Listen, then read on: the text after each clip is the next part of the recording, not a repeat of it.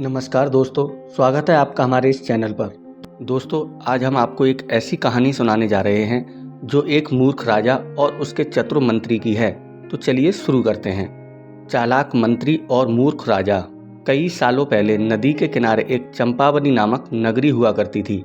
इस नगरी में शासन करने वाला राजा बहुत ही बेवकूफ था, तो वहीं इस मूर्ख राजा का मंत्री बहुत चतुर था। एक दिन शाम के समय राजा और मंत्री दोनों नदी के किनारे टहलते हुए शाम का आनंद ले रहे थे। तभी राजा ने मंत्री से एक सवाल पूछा, क्या तुम बता सकते हो कि यह नदी किस दिशा में और कहां तक बहकर जाती है? मंत्री ने राजा को तुरंत जवाब देते हुए कहा कि यह नदी पूर्व दिशा में बहती है और यह पूरब देश तक जाती है।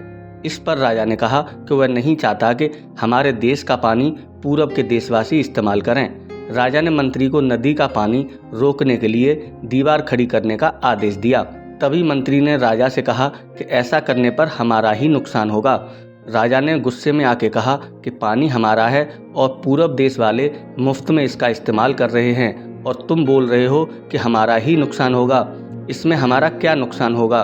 तुम जल्दी से जल्दी नदी में दीवार बनवाने का काम शुरू कराओ। मंत्री राजा की आज्ञा का पालन करते हुए कारीगरों को बुलाता है और नदी के पास दीवार बनवाने का काम शुरू करवा देता है।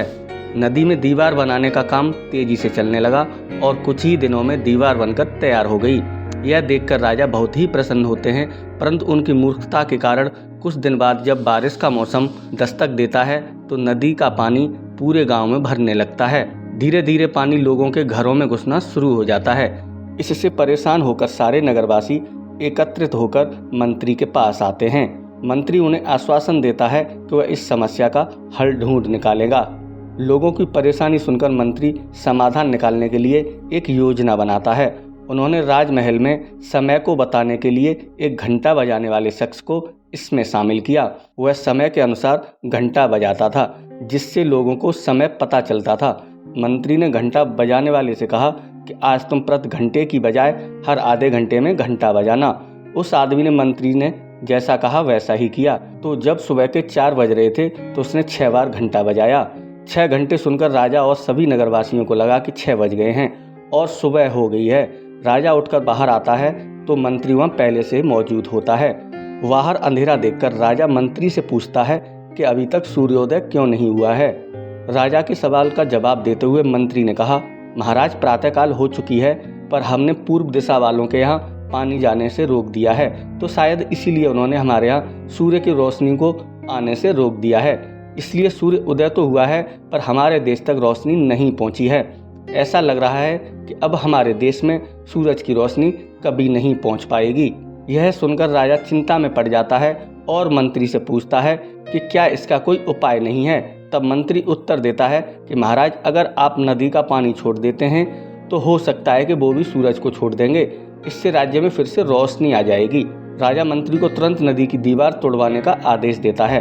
मंत्री कारीगरों को नदी पर ले जाकर उन्हें दीवार तोड़ने के लिए कहता है। कुछ घंटों में कारीगरों ने दीवार गिरा दी और तब तक सूरज के निकलने का समय भी हो गया था। सूर्य उदय हो गया। सूर्य की लालिमा देखकर राजा बहुत खुश हुआ और मंत्री को इनाम देने की घोषणा कर दी।